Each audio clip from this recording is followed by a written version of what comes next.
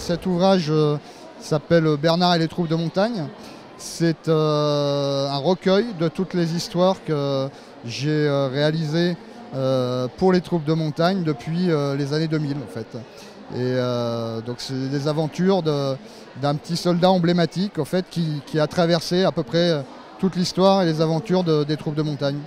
Le personnage est né de la demande en fait, ou de l'idée d'un général qui commandait les troupes de montagne et qui aimait la bande dessinée, qui avait envie de communiquer comme ça. Ce personnage a eu son existence propre. Il a été baptisé Bernard comme le patron des troupes de montagne. Et on a décidé de réunir en fait toutes ces histoires pour faire un petit livre qui permettait à la fois de faire un clin d'œil aux troupes de montagne et puis d'être vendu au profit des actions de proximité pour les blessés, en fait, en complément de tout ce qui se fait déjà très bien. C'est effectivement pas habituel de voir un dessinateur de bande dessinée en tenue militaire, mais là j'ai été invité en tant que dessinateur issu du monde de la défense et pas en tant que dessinateur militaire, ce que je ne suis pas par ailleurs. C'est-à-dire que j'ai d'autres activités en tant qu'officier de réserve de la communication et je fais ça sur mes loisirs, on dira. Voilà.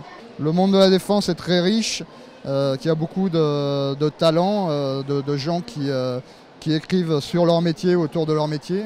Et c'est plutôt gratifiant de savoir que cet environnement est aussi riche en fait.